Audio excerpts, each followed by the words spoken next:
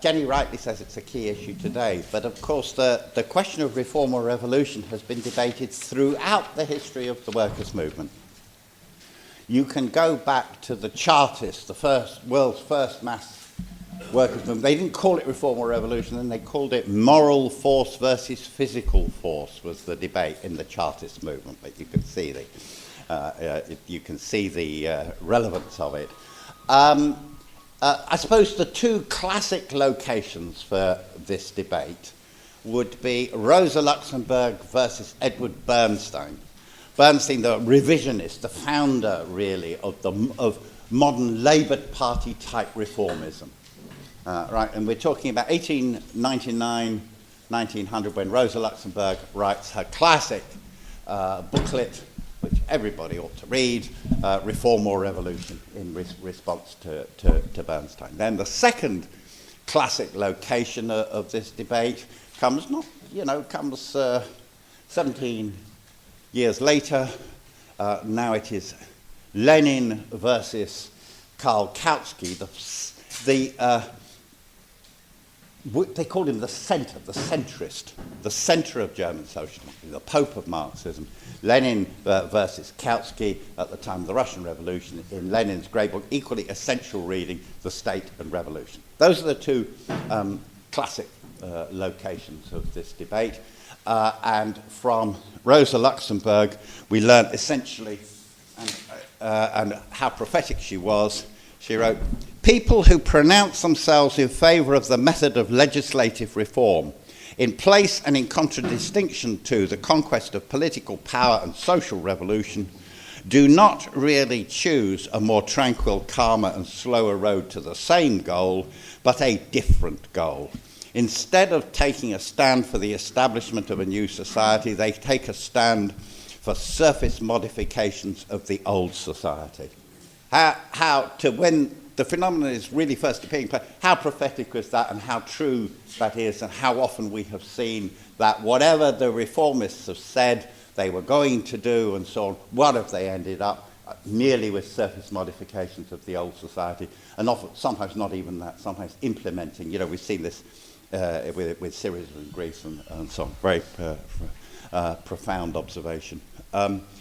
With Lenin debating with Kautsky in The State and Revolution, the essential point that Lenin made was that it is necessary not only to conquer political power, yes, but conquering political power for the working class to conquer political power involved smashing the capitalist state. The capitalist state could not simply be taken over and used by the working class to implement socialist policies or a socialist program or to serve its purposes. It would be necessary to dismantle, break up that state in a revolution. Okay, those two, but that's 100 years ago. Where are we today? Now, first thing I would say is that for some time now, 20 or 30 years, and it's been strong in recent years, there are many voices on the left that say all this debate about reform or revolution is old hat. It's a tired old argument. We ought to move beyond that. We've been debating this for 100 years. Let's get over it. Let's move on. Let's not rehearse the old arguments. What we need to do is transcend this debate between reform or revolution. It's interesting. I mean, there was a very interesting article by Sue Watkins in New Left Review, recent issue of New Left Review, on the new oppositions, or the oppositions. Syriza, Podemos, Sanders, Corbyn, and so on. She forgot about Ireland, but we get used to that. But these phenomena. She included Beppe Grillo and the Five Star Movement in Italy, which maybe is, but anyway. She does all that, and it's quite a good article, it's a very useful article, all sorts of great. Never once in that does she raise the question of revolution versus reform. Revolution just doesn't figure. It's how good a reformist you are, or how good a new oppositionist you are. A few years ago in Britain, people may remember, when Left Unity was being founded, at a moment when it looked superficially like it was going to go somewhere, the argument we were presented with, I engaged in myself, it came up in Socialist Review by a guy called Ed Brooksby, was we need to go beyond reform or revolution to a revolutionary reformism. We're going to... There is a... You laugh, but, you know, he was serious, and he quoted the Russian Marxist Boris Kagalitsky, who had a program for revolutionary reformism and so on, etc. And there always are people who think that the dialectic consists of just putting the two sides together and, you know, having that. Anyway, but he was arguing that. More seriously, there has been a huge ongoing project, hugely influential, to appropriate Gramsci for these purposes, to argue that the real question was to conquer ideological hegemony. Right, forget about insurrection, smashing the state. Ideological hegemony is very important, of course, but to counterpose, not legislative reform, as Rosa Luxemburg put it, but the conquest of ideological hegemony to the physical question of revolution. And you can see through in various degenerated forms of that through Chantal Mouffe and Ernesto Leclerc's influence, the influence of this on Podemos, where the political struggle becomes essentially an ideological game that you play. You are going to beat the ruling class by being smarter than them. You know, there's a lot of that around. Is it by being more media savvy, being able to outwit them and so on. There is that kind of argument presented as an argument against really dealing with the reform or revolution debate. And so on. I mean, it's an aside, but it always... Do you remember when Varoufakis first appeared on the scene? And he was cool, and he was smart. He's still cool and smart, you know. So. But the idea was literally that he was going to outsmart Mario Draghi and the European Central Bank. You know, he was going to outwit them, etc. It would be because he was so clever. And, you know, come on. Right, you don't get to rule society for 100 years, 200 years if you can be done out of it by some media savvy cool dude. You know, it doesn't work like that. Sorry. Right, but then more seriously, behind all this, there is a serious body of theory developed by, above all, by Nikos Poulantzas, which argues that in a series of books, culminating in his last book on state socialism and power, or state power and socialism, a serious argument presented which says that the strategic goal is the transformation of the state, not the smashing of the state, but its transformation. It argues that the state is not a thing. This is true, of course, in the literal sense. It's not an instrument, he says, in the sense that a club is simply a thing, but a set of social relations, a condensation of social relations. It's true, by the way, everything is a condensation of social relations, but it's a condensation of social relations from which it followed that if you could shift the balance of class forces in society, you would be able to shift the balance of forces in the state. And through, therefore, you shift the balance of class force essentially by winning elections, so that isn't always spelled out, but, you know, through the class struggle and so on. And then you will be able to use political power to transform the state gradually. So that was that argument. And that argument was hugely influential. That argument was accepted and was the basis for Syriza in Greece, and it was accepted as the basis even for the left platform in Syriza that became Popular Unity and so on. Hugely influential on someone like Stathis Kouvelakis. Maybe he's reconsidering at the moment, I don't know, but hugely influential on them. So this debate that we're going to move beyond the old polarisation of reform or revolution has been out there, and it is still out there. In Ireland, we come across it quite a lot, so I assume lots of other people do too. Now, I want to start by saying that I don't accept any of that. Right? I think that is fundamentally wrong, and that I think that on these questions, 100 years ago or not, Rosa Luxemburg and Lenin were absolutely correct and remain absolutely correct. Let me take the argument at its strongest point, this the condensation of class forces argument, and you're going to transform the state. Okay, it sounds good and it sounds radical. There's two fundamental flaws in it. One, when you start talking about the state concretely, right, and actually look at its institutions, you are going to, through shifting the balance of class forces, through a parliamentary majority and lots of strikes and so on, you're going to transform MI5.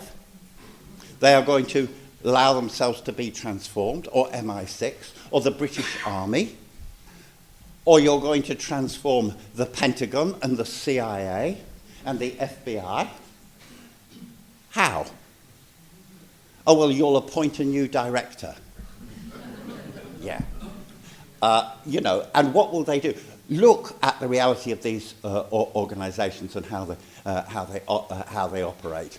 Right? They won't even let Syriza implement an anti-austerity programme. Not they won't let Syriza transform capitalism and take all their power away. They won't let it implement an anti-austerity programme. Will they let Corbyn? They react with horror and go on the attack and do everything can to destroy, just when Corbyn gets elected the leader of the Labour Party. Never mind Corbyn if he's going to smash capitalism or not, or transform capitalism. No, they don't. Not only will they not allow themselves to be transformed, the ruling class is active. They will fight back. They will push it to a confrontation. Of course they will. If you've ruled society for 500 years, and there's these people who come along and say we're going to take it all away from you, right? Do you think you'll let them do that just through votes in Parliament, or just through... they won't. No way will they do it. So I do not accept any of these arguments. I think the question of reform or revolution remains fundamentally of fundamental importance. But I don't just want to reassert old truths here. I think there's also new things in this situation that we need to consider. Now, one argument here that you sometimes hear is that reformism is dying. We now have capitalism that cannot grant reforms because of the crisis of the system, and therefore reformism ceases to be a problem. I don't think that's true at all. I think it is true. When can capitalism grant? It can. When you put as Trotsky once said, you put a boot on the neck of the Tsar, he grants reforms. Yes, then they come back and try and take them back again. Of course, if we put a boot on their neck, and they've got bits of boots on their necks at the moment, both in Ireland and in England in various ways, they may grant reforms. But it is true, I think, that the system is not going to grant systematic reform. We are not going to have another 1945. Ken Loach can make good films about it, or films about it, the spirit of 1945 and so on, but we aren't going to get another 1945 to 1950, a period of generalised reform. I think that's true. But does this mean reform goes away? Reformism goes away? No, it doesn't. Another argument connected with this is reformism equals the Labour parties, the Second International, the Social Democratic parties. That is reformism. If they decline, and they have declined massively in many different places, then that means reformism doesn't exist. Again, point of reference here, but I was very struck by it. It was one of the things that got me sort of thinking about this meeting a long time ago, was hearing Stathis Kouvelakis immediately after Syriza, in debate here with Alex, immediately after Syriza had capitulated, say this is not about reformism, this is just about left Europeanism.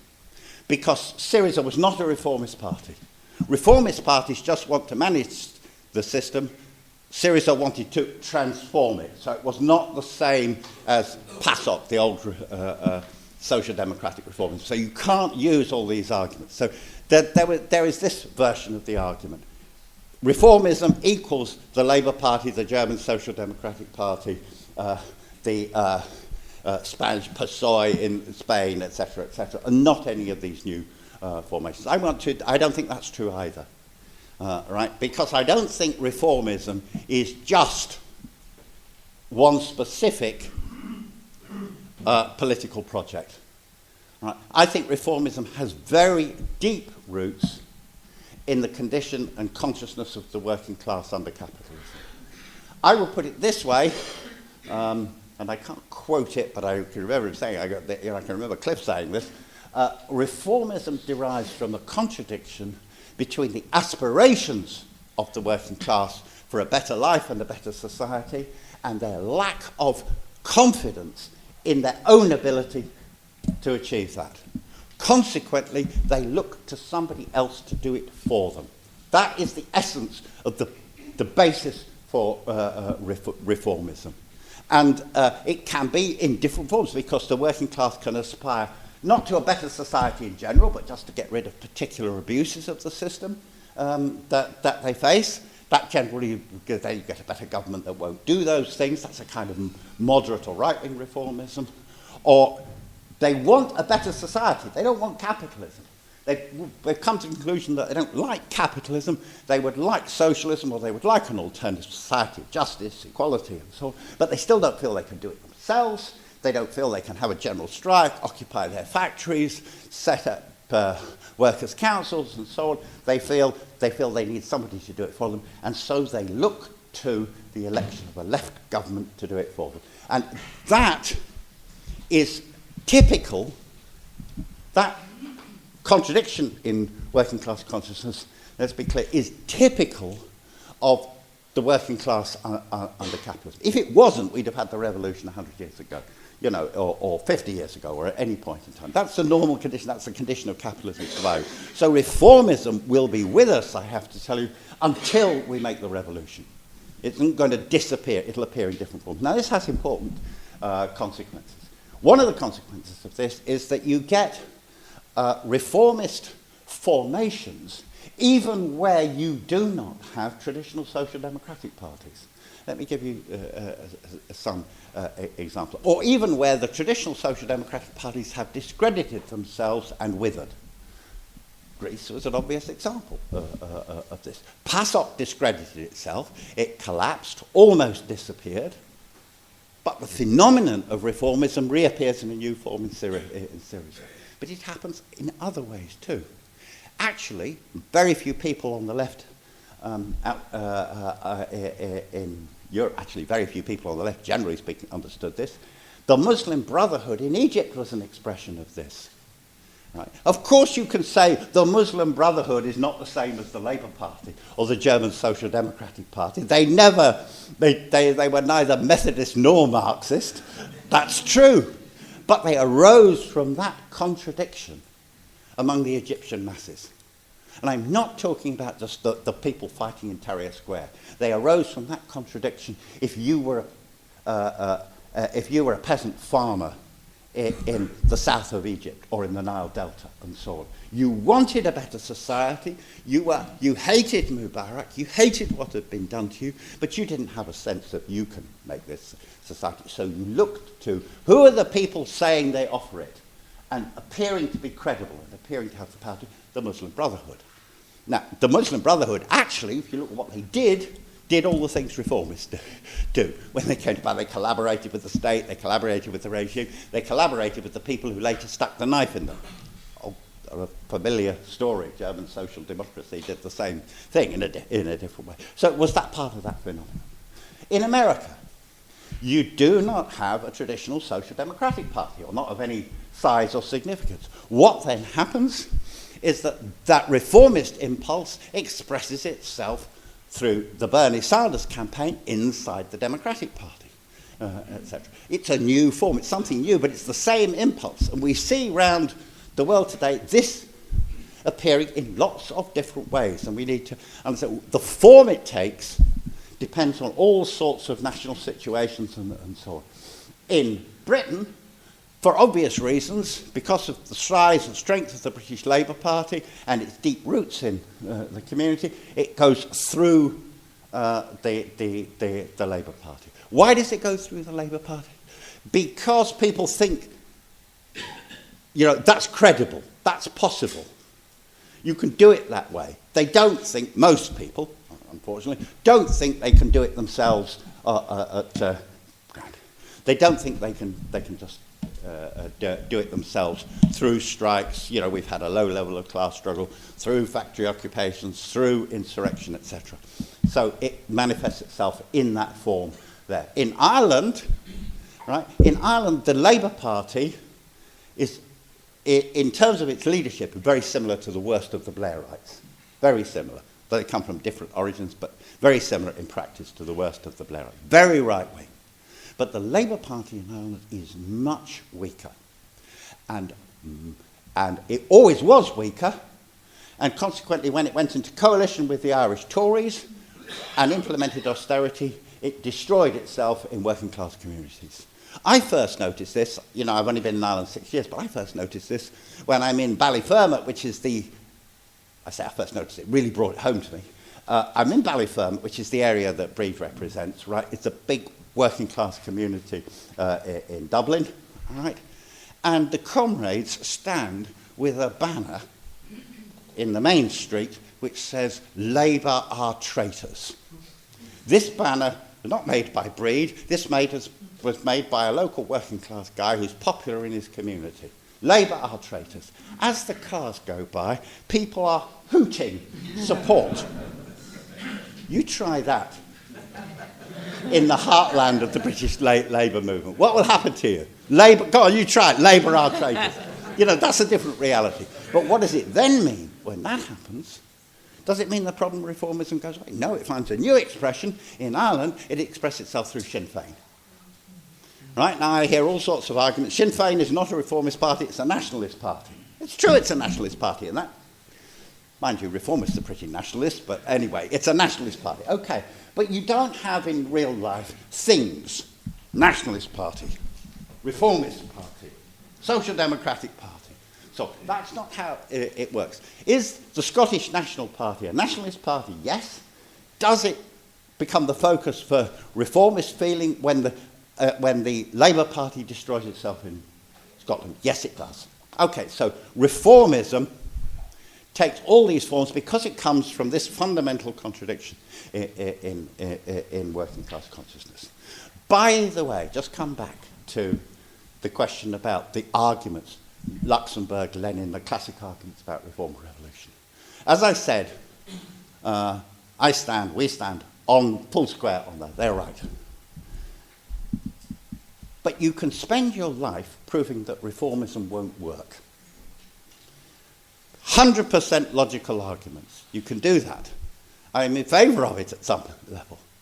But most people are not reformists because they're sure that reformism will work, because they've worked out how they're going to transform the state or solve those problems, or they believe in, they do have illusions in the state and the Labour Party and all sorts of things. But that's not the fundamental point. Most people, most working class people, are reformists because they don't believe in the possibility of revolution.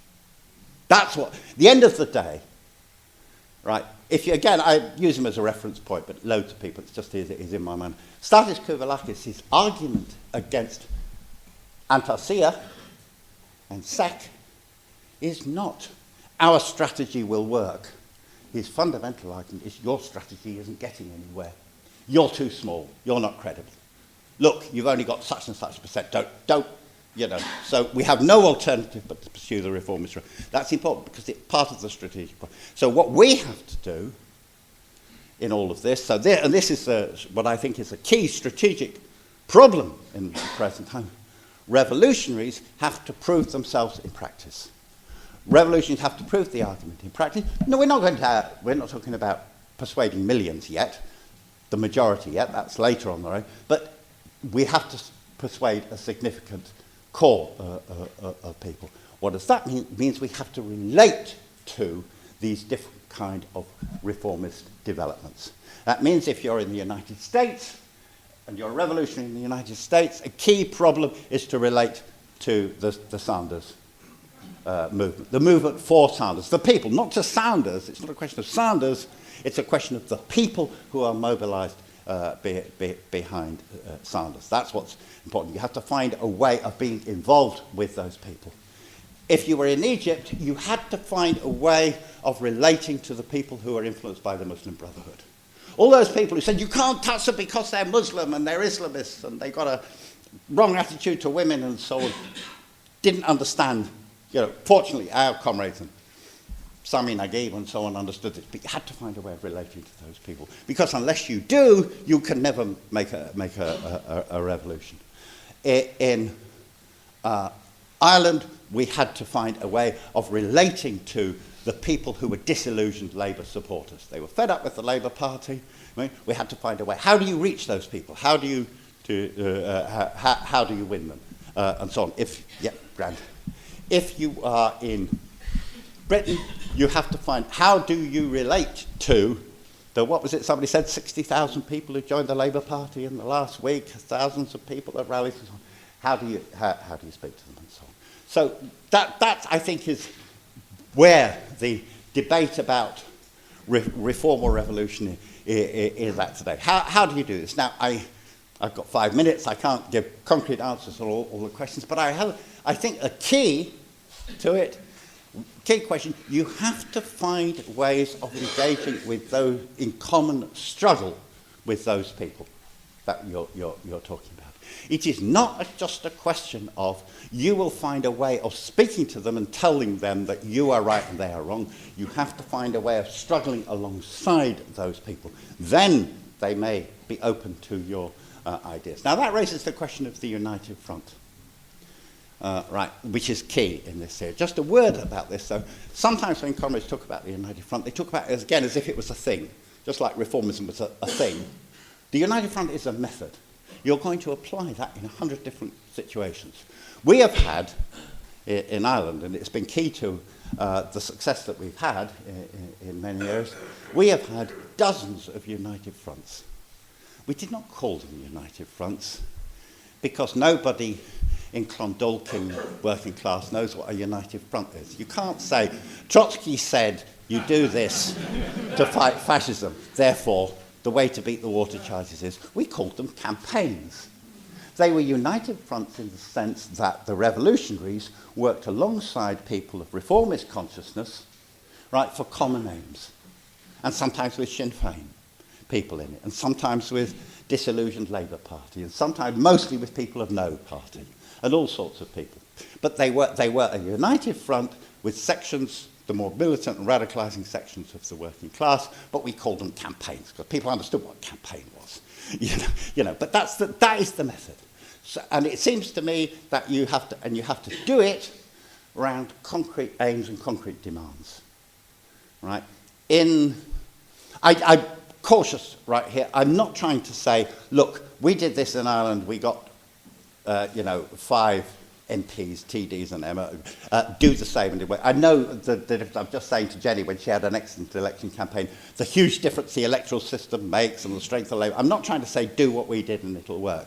But there are some things that I think from our experience that it's worth communicating for.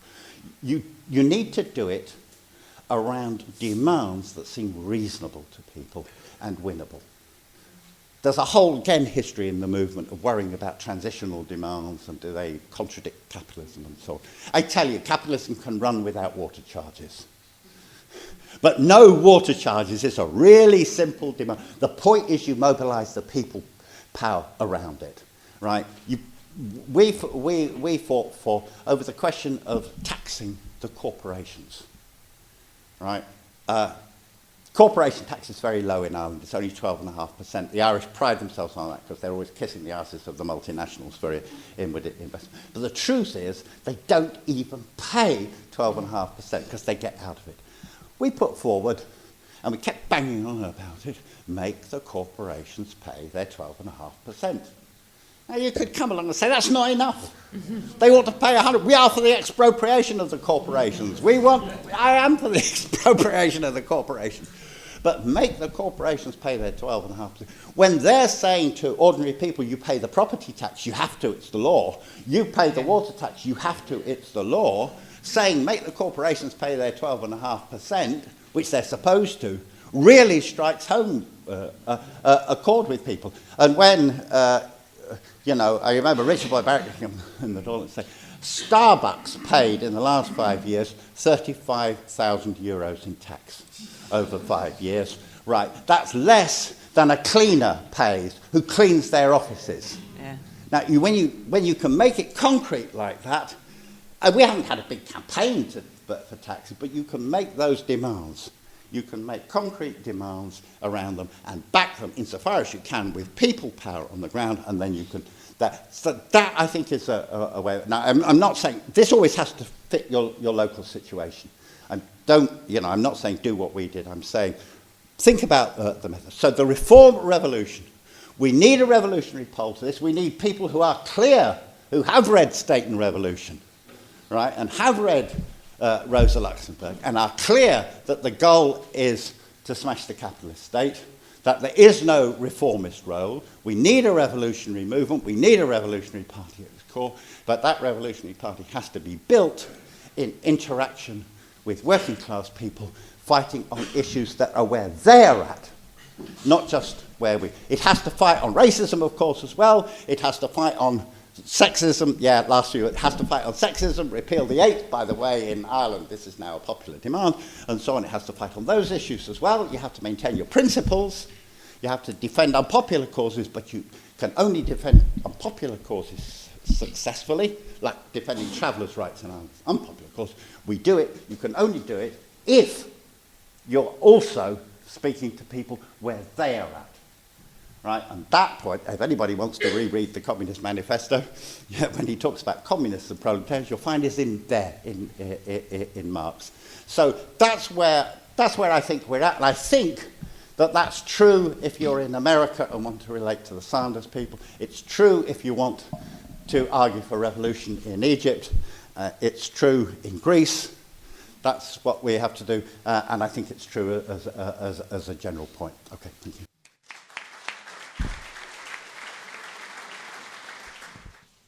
Hi, Paul Shackley at Lancaster SWP.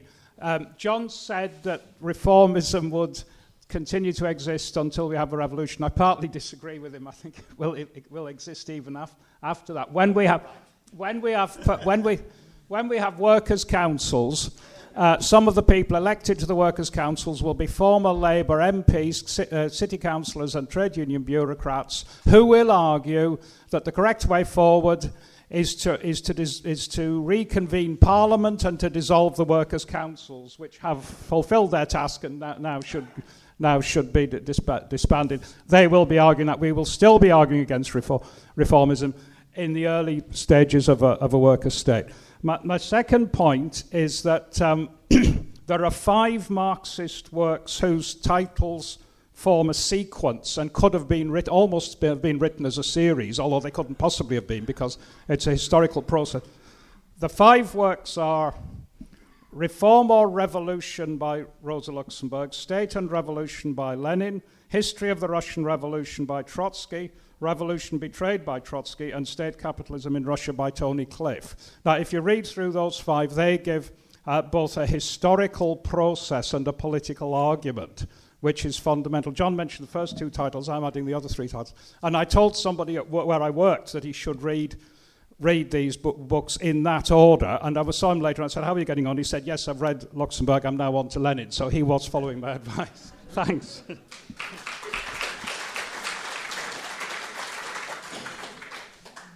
Hi, my name's Georgie. Thank you so much for your inspirational talk. Up until Saturday morning, I was a Labour Party member. I joined the SWP on Saturday.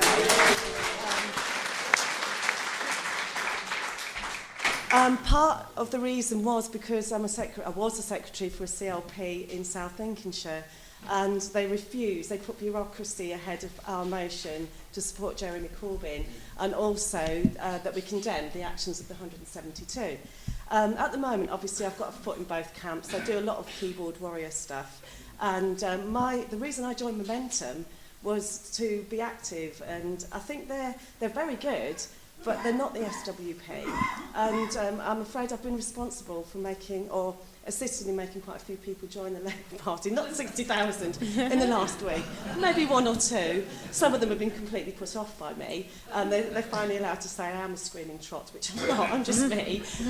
But I see really good, exciting possibilities, whereas last Friday I was all depressed and demoralised. So thank you very much, and I'm really glad to be here this week.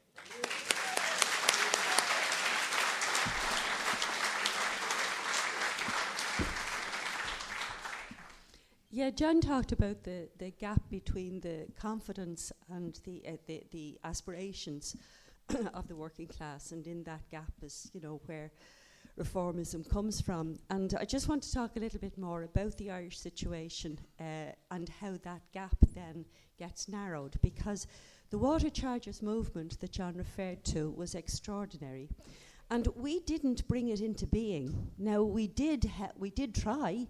We set up a campaign. We had the speakers over from Cochabamba when this was first mooted in Ireland, that they were going to start charging us for water, which they hadn't done before.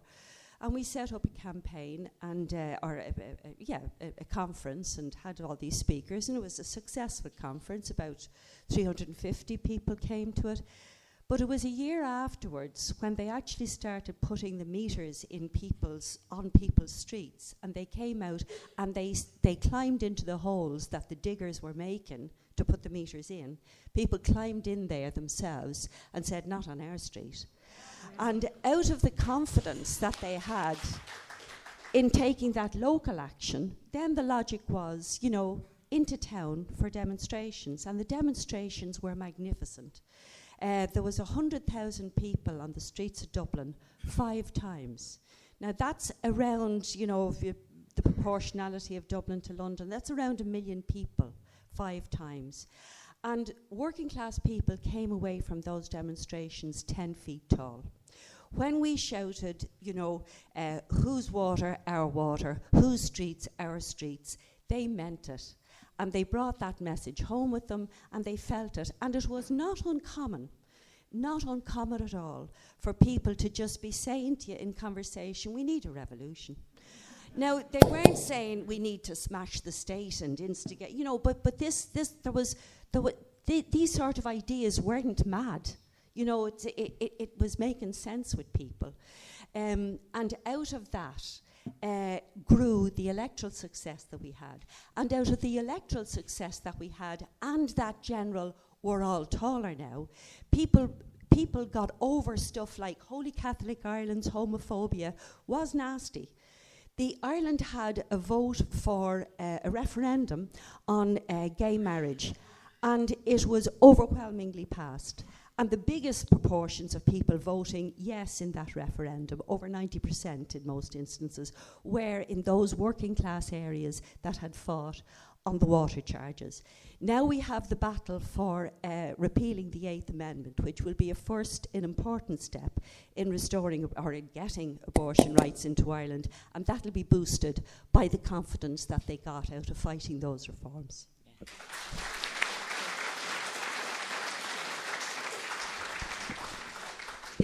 Listen to what John said about the arguments around Polanskis that influenced Syriza and so on. Reminded me of something that Karl Kautsky wrote about, he quoted Marx saying, in between the transition from capitalism to communism, there will be the dictatorship of the proletariat. And Kautsky's writing in 1922 said, well, now we know a little bit better than this, and we can write that in between the transformation from capitalism to communism, there will be the constituent, the coalition government. And, it just kind of makes you think about that whole difference in approach between, does revolution come from below in terms of what we can do and putting our own organs of power in place, or does it come from above and voting for other people? By the way, I think if there was one reform that you could do by electing somebody in a position of power, you'd think Barack Obama could stop the American police force from shooting black people and getting away with it, and he can't even do that.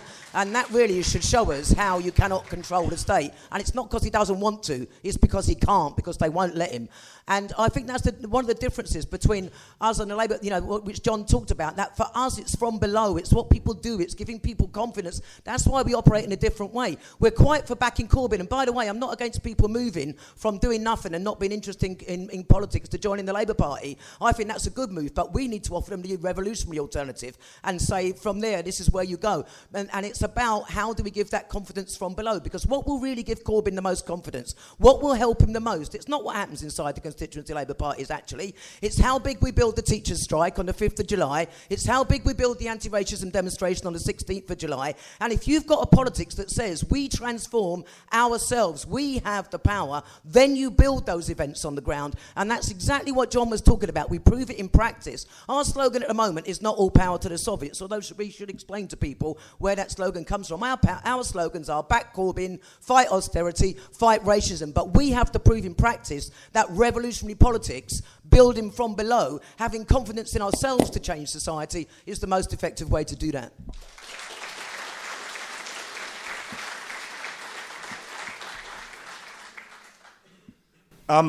One of the things that really angered me about the referendum campaign from the trade union leadership was this constant refrain that if you vote to leave, your rights are finished, because the EU defends our rights. They defend women's rights, they defend labour rights, and the rest of it. It seems to me that this is absolutely undiluted reformism, because of and actually it helped explain partially why there was such despair in my workplace the day after the result was announced. Because if you think that we have just voted to cut ourselves off from the place that defends our rights, of course you're going to be depressed.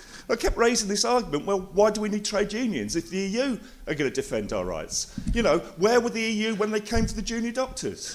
Where you know, all these things. Why are the French workers taken to the streets to fight, Sarkozy's anti-workers law if the EU will step in and do it for them? And it seems to me that this was about making us subservient as possible to the structures of capitalism and parliamentary democracy. Now, I remember I've been on strike a few times, but the thing that transformed me and got me to join the party was a strike that failed. I was at a dreadful workplace. There was about 80 workers there. It was a wood factory. We were sort of laminating stuff and all that. It was awful. So it'd been around for 150 years. The boss was a complete bastard. We went out for 3 days in 1987. This is after the miners' strike. This is after all the defeats of Thatcher and the rest of it. We went out for 3 days. It was a workplace that when you went in before the strike and you say good morning, they tell you to fuck off, and it went down. It went downhill from then on. It was dreadful. We went out for 3 days. We lost. We were defending a shop steward. We lost. But the transformation of the workers who actually came out was absolutely amazing. When you came in the day after, it was you stood with us. Weren't we good? Didn't we scare the boss? We stopped him getting his milk because the milkman wouldn't cross the picket line and whatever. It was a lift. And that is the different path that Rosa Luxemburg talks about as well. You know, we can vote and whatever, and all the things that people have said about the Corbyn experience is true. But when we take them on, we lift ourselves, and the revolution would transform. We burn off the muck of ages and we become fitted to refound society anew.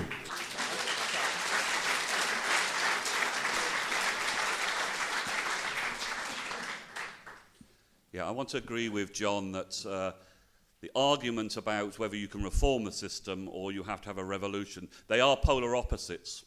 They are polar opposites in the sense that one seeks to utilise the current state, work through the state, sees the state as essentially neutral, or it can be reformable, malleable, and so on and so forth. The other absolutely clearly defines the state for what it is, an instrument for the rule of the people at top. And I think unless we have that, we can't then move on to the second bit, which is, I think, when it comes to the struggle, the categories of reform in people's consciousness about reformism and revolution, they actually interconnect.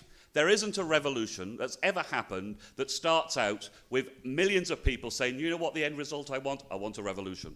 They start out wanting some amelioration to the system, some answers to what's happening to them, some answers to the crisis that they face, and actually in the process of that find they have to make a revolution to actually deal with that. Secondly, when you look at some very, very sharp struggles over the question of reforms, you see the element of revolution. And I'm not talking about 1917. When I watch the pictures from Le Havre in France, I don't know how big Le Havre is. I've only ever driven, probably like most people, just driven through it. It ain't very big. But when I see 20, 30, 40,000 dockers, when they march out to join school students, this is a revolutionary method in some senses. You start to see in the process of fighting for those reforms the very, very possibilities of moving forward. I thought, in terms of the outcome of the EU referendum, you could have, there was deep, deep anger for a variety of reasons. Why didn't the TUC, our trade union leaders, my trade union Unison, say we want the 250 million a week or whatever was promised for the NHS? We can have it for housing. We can have it for social provision. We can stop the benefit cuts, and we're going to take to the streets to demand it. That would have united people, but they're absolutely petrified of ordinary people starting to make those demands. But we have to, as revolutionaries, I believe, have to make that connection John talked about the day-to-day issues, because I think in a period like this, a demand over social housing is an economic demand in a sense, but it's deeply political.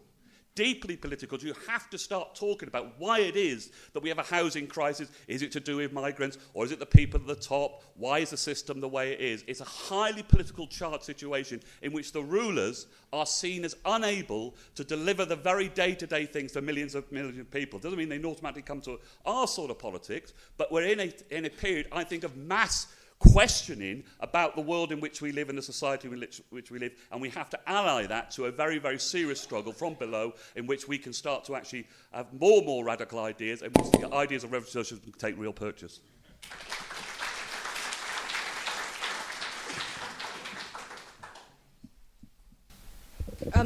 Yeah, comrades, I'm a nurse and a trade unionist in London, member of the SWP in Walthamstow, and I just wanted to say that working in the health service, you know, we're constantly fighting off or dreading the next cut or threat to our pay and conditions. And, you know, sometimes people say to me, well, they can't do that, can they? And when I'm feeling particularly miserable, impatient, I say, anyone can do anything to anybody if you let them. That's why we have to be in a trade union. That's why we have to fight. And I've just come away from Unison Conference, and I do know, and I have sympathy and feel like this as well. If we could elect somebody who could sort it all out for us, loads of people would love to do that. That's actually what you hear, unfortunately. But what I have learnt from both my own experience and coming to meetings like this over many years is that, you know, the fact is we have to do it ourselves. And, you know, junior doctors weren't out on strike because the BMA are too stupid to think up good arguments. They were out on strike because the bloody government wouldn't listen, and they saw and felt that that's what they had to do. But the most exciting thing is, as Sasha said, about the great feeling of stopping the boss get his milk. We stopped our consultants in A&E when I stood on strikes at UCH getting their mail sent out, and they were hysterical about that. But postal workers love a picket line. You know, they'll turn away the minute they see two people and a placard, and that's why we love postal workers. But, you know, so I wanted to I've had some fantastic discussions with doctors who I've worked alongside, who I just would never have, you know, who explained to me, this isn't just about our pay and conditions, Janet. We're fighting for the health service, and I know you are, but it's really good to hear you say that. And my own experience of, you see, that our ideas change and struggle, and the person who went on strike is a different person when they come back, and they're going to fight for a much better change in society. Last quick anecdote is, a while ago, last picket line I was on at UCH, I was standing with some porters, and they made a generally sexist comment about a nurse who was about to cross the road. It wasn't horrendous, but it was bad enough, and it made me feel really uncomfortable. This nurse came over to put money in the bucket, and it was just like there was a moment of, you could see in their heads them changing, that it was not all right to say what they'd said. They weren't going to say it again, and workers fighting together, we break down those divisions, and our ideas change, and we're then possible to change and build the society we need.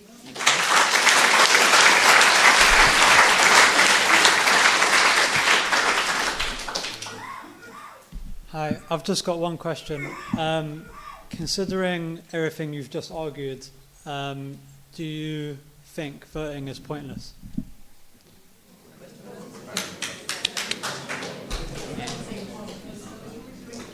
Is voting pointless?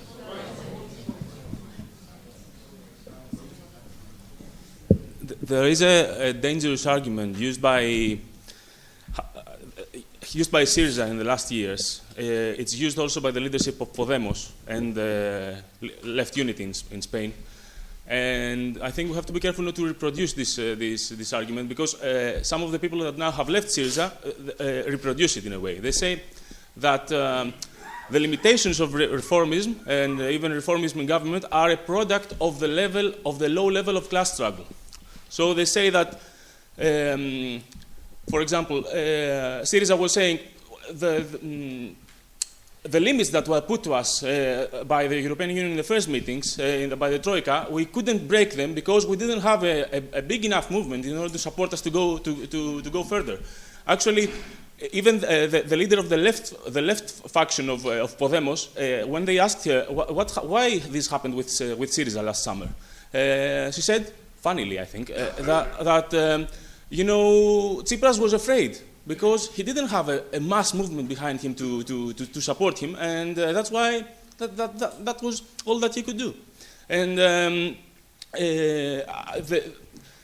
the same, the leadership of Podemos, they say, we haven't had a strike. Alberto Garzón, the leader of Left Unity, the front of the Communist Party, they said, we haven't had a general strike in the last 4 years in Spain, and that puts limitations.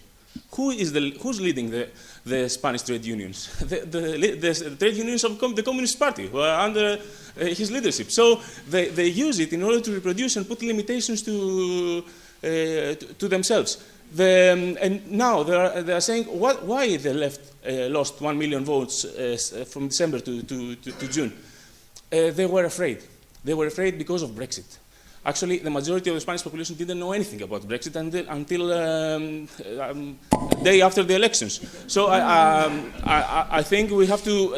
I think that was a part behind. Yesterday, I don't know if you were in the debate between Panos and Stathis Kouvelakis. That was a part behind that debate. Underestimating the struggles that are going on right now is a method to justify the limitations your politics puts on you. Yes, I'm from Brighton and Hove, which is a Green Party stronghold, or was a Green Party stronghold.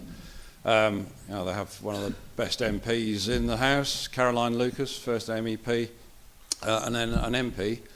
And they captured control of the council back in 2011-12, and there were high hopes invested in them. Regrettably, they fell at the first hurdle. They implemented the government's cutbacks, which fell quite firmly on the shoulders of the ordinary working people. And Brighton does have a working class, I can assure you of that. They're all pushed out to the outer fringes, but that's where they are. So immediately that created a few problems, and then in the process of implementing these cuts, they decided to have a go at the council workforce. Well, that was a bit of a mistake, actually, because the council workforce, well, come on, then do your worst. And they took them on, and it wasn't exactly a total victory, but it was definitely more than a score draw. But I think what it demonstrates is, and John's talked about reformism. He didn't mention the Green Party. I'm sure he had the Green Party in mind. They have been seen as an alternative, but what the events of what has happened in Brighton has shown that even where they have a massive majority, they were unable to escape from the confines, the limitations of reformism. However, I do think that the emphasis on a united front work is an important one, because there are many Green Party members who we work closely with in a whole number of united fronts, and the logic of it, the way in which you show the arguments of the revolutionaries is more important, are better than the reformists, is by working in practice with them and struggling, and that way we can detach the melons, the green on the outside and the reds on the inside, into the ranks of the reds.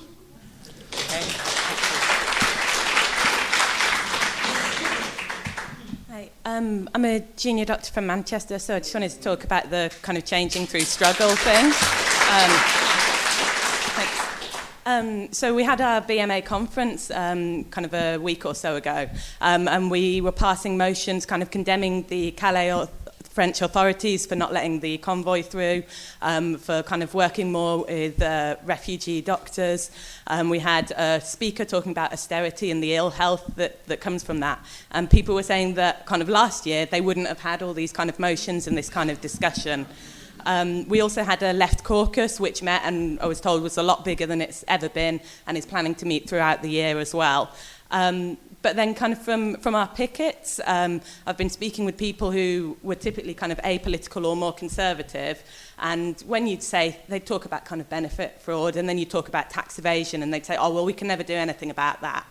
But I feel like being on our pickets and seeing kind of how we've changed kind of people's perceptions, we've been able to get out there and kind of deal with the media propaganda, has kind of shown people that you can, if you work, you can kind of go against the media and the government spin of things, and you can kind of speak with the majority of people. But I think kind of getting all these friends in political places and doctors who weren't political, we've got kind of a lot of connections now, so we're also working kind of across the country, building like the demonstration on the 16th, because I think you see a lot more people who are interested in politics, but also sometimes they get kind of disheartened. So with the leave vote from the EU, there were a lot of doctors saying, I feel unwelcome here and this kind of thing. So I think this is where it's most important to get them out on the street and seeing how many people will demonstrate with them, so they feel kind of the power that they are welcome and that they can kind of do what they want here. But I do think one of the things with the reformist thing is that some of the people who are talking about Labour now and talking about Corbyn, I feel it's because of reformism that they say they don't want him to be leader because they don't think he can win. Whereas I feel like you should be choosing someone based on their policies rather than whether they can win. And you can say Labour's in, but it's a Labour with policies that are pretty similar to the Conservatives.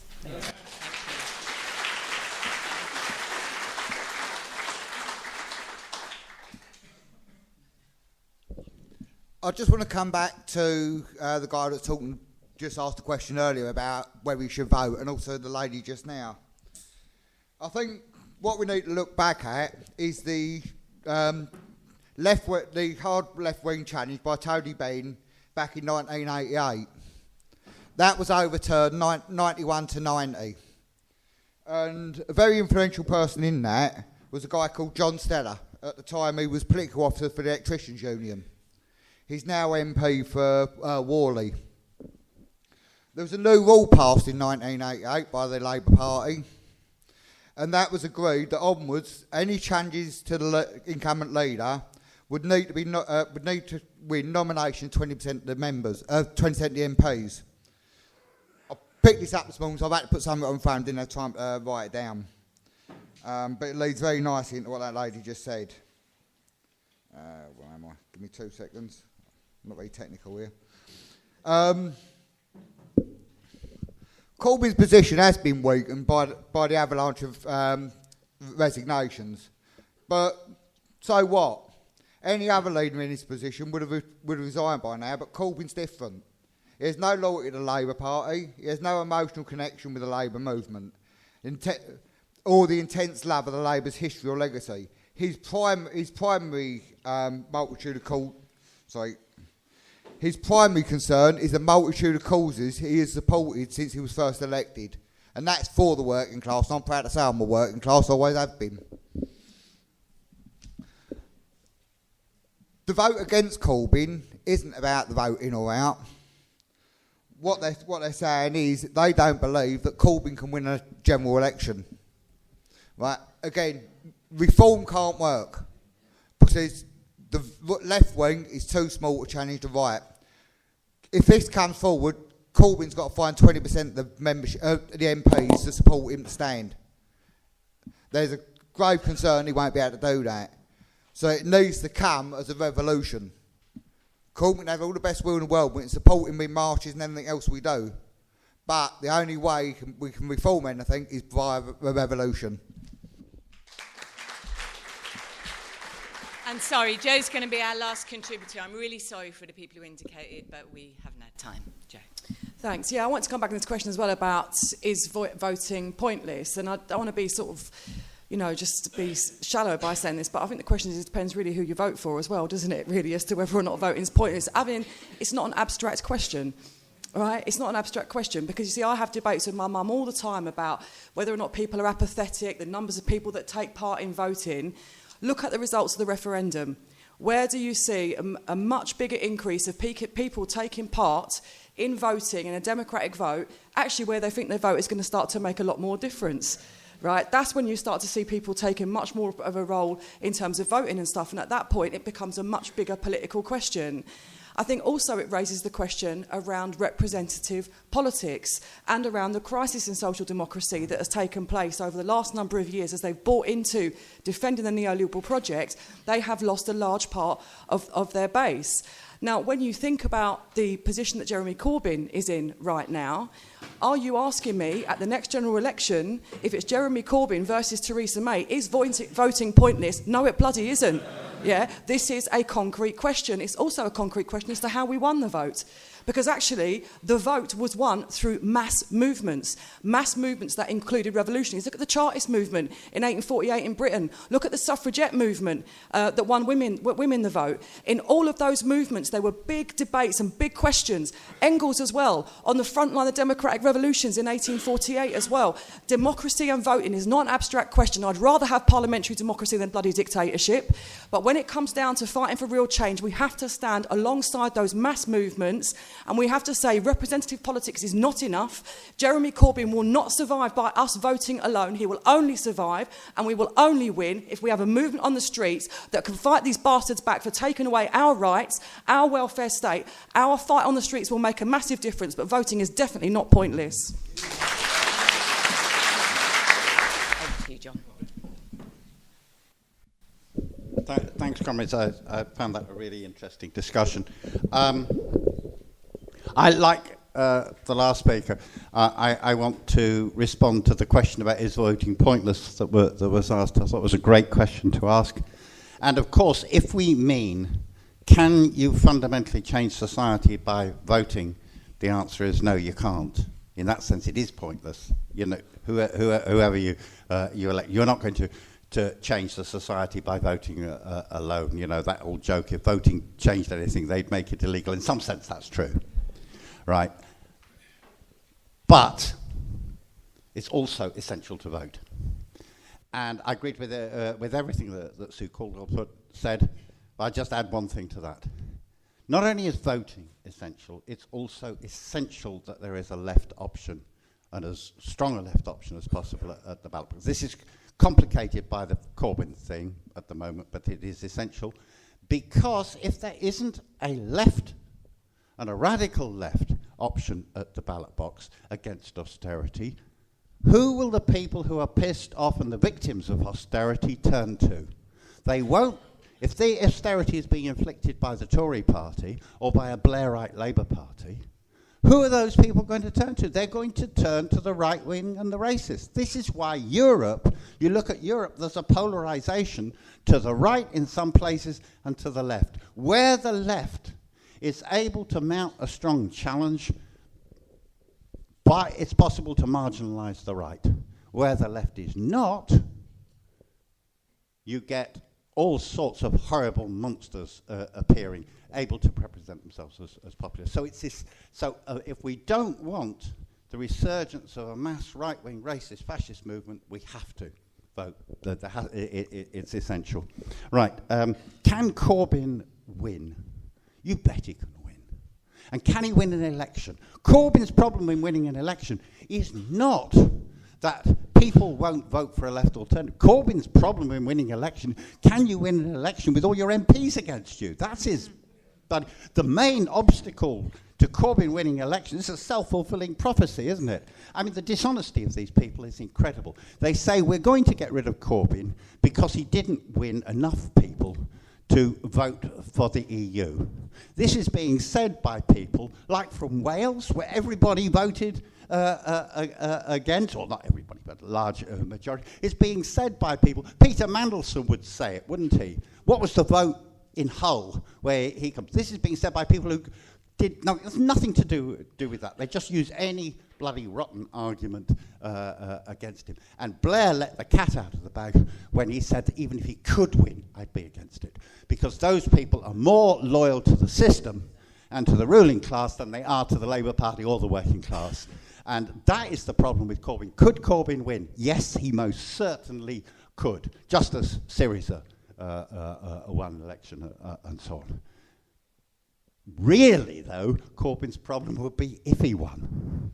Because if dealing with the Parliamentary Labour Party and the Blairites is a problem, dealing with the British state and the British ruling class is 10 times the bloody problem. Just wait till they get going with the Daily Express and the Daily Mail and the Sun and the Guardian and the Financial Times and the, all of that onto you as well, because they're actually all hooked in. That's when Corbyn's problems would really get difficult and so on.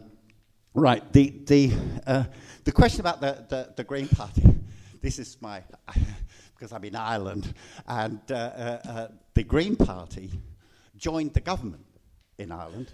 It joined with one of the two bosses parties in Ireland, Fianna Fáil, in the government, and consequently totally discredited them. So they did to themselves what the Liberal Democrats do. I think there's a fairly general rule about the Greens, which is an interesting thing in terms of reformism. Right. The Green Party is more radical the further away it is from power. It's less radical. The nearer it gets to power, it gets in power, it ceases to be radical at all, because fundamentally the Greens support capitalism. They cover that up with a lot of talk, and because they fundamentally support capitalism, they can't do anything about climate change. Which is their big selling point, which is very important. The question of housing and racism. This is something that is very important. I don't know if it's the same here, but in Ireland, there is no issue that brings out the soft racism. I'm not talking about the far right, but that racist element in the consciousness of the working class that is there than the issue of housing. In Ireland, it was always took the form. We've got a housing crisis. You can't walk through the streets of Dublin without seeing the homeless on the streets. We can't even house our own. How can we take refugees? The wrong people. We've got to look after our own first, is how it is put. How do you respond to that? Okay, you can moralise with people.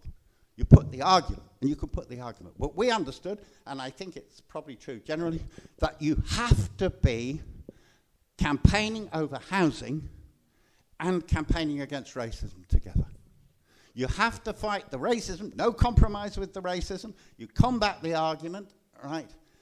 But it has to go hand in hand with you being in the forefront of saying, the way we put it was declare a national emergency on housing, right? Take over the empty houses that you can see all over Ireland, build social housing and so on. Those two things complemented one another. We made sure that we had an anti-racist speaker in the housing campaign. We made sure that we had a housing campaigner in the anti-racist campaign. The two needed to go together, and I think that's a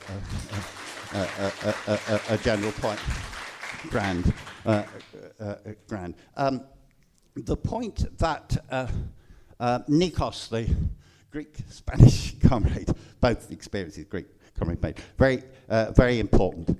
This business, it's interesting what he was saying, the argument that the reform, you explained the betrayal of reformist leadership by the low level of struggle. This argument comes straight out of the armoury of what is always a key social base for reformism, which is the trade union bureaucracy. They always excuse. We have a trade union leader in Ireland. He is the leader of the biggest union, named Jack O'Connor. SIP2 is the biggest union in Ireland, who is an absolute expert at this. Right? He will hold a conference at which he will discuss Jim Larkin. Indeed, he will present himself as the latter-day incarnation of Jim Larkin. I've seen him give a speech in which he does the famous Jim Larkin gesture of your message. Or James Connolly, Liberty Hall, the trade union hall, big hall in the middle of Dublin. They'll cover it with pictures of James Connolly. Wonderful. When there's an actual strike, he'll say, I'm all for you, lads, but the balance of forces, the level of struggle is so low, you've got to accept a deal, and so on. I had a discussion with this man, Irish politics, face-to-face, on the Lewis before the election, when he explained to me that Fine Gael was going to win with an increased majority, right, and that the far left weren't going to get anywhere, and it was all terrible, and the only thing the far left could do would be shore up the Labour Party. He was completely wrong, but he was locked into this, but they use the low level. It's completely untrue. Actually, the higher the level of struggle, the more likely. Just like Syriza had a 60% vote for Oki before they collapsed. in the general strike, when there was a general strike in Britain, the reformist trade union leaders sold that strike out after 9 days as they were getting stronger, because they are terrified of the confrontation with the system, because their job is to mediate with the system. So actually, the higher the level of struggle, and the comrade who said, you know, we'll have this problem in the revolution after, is quite right. What drove Mensheviks in Russia? These were people who considered themselves revolutionary Marxists. When the actual revolution happened, they joined with the White Guards. You know, so you will have that problem, very important problem. The last point, if I've got time, I want to say, I mean, you can imagine the contribution to this meeting that, you know, spoke loudest to me and that I liked most, I'm sure it's whoever it was, the comrade from who joined from the Labour Party and Momentum and so on. It was lovely because, look, when I hear that 60,000 people have joined the Labour Party, if I heard that 60,000 people joined the Labour Party under Tony Blair, no. If I hear 60,000 people have joined the Labour Party, now that's great news. I'm not, you know, I wouldn't knock anybody for that. I don't care, actually, if you're if you're a member of the Labour Party and a member of the SWP, good on you. Right, we have to prove ourselves.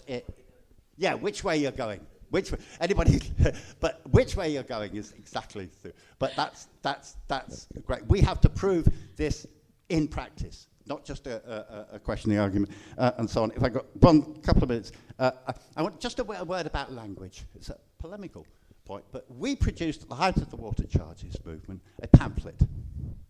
It was actually a pamphlet that was arguing for the dictatorship of the proletariat and Soviet power. Right, that was what the gist of it was. We didn't call it that. We called it people power and real democracy. And it did not start from Petrograd in 1917. And it didn't even start from the Limerick Soviet in Ireland in 19. It started from, how did it feel to be on the streets of Dublin? How did it feel to be marching in your thousands through your communities? How did it feel to take part in a local people's assembly? We had tried to get local people's assemblies and so on. How did that feel? Didn't it feel great? Think about that if you apply that to running society and so on. That's, you know. You have to stop now, John. Yeah, okay. But we need to speak to people where they're at in this debate. That is my point.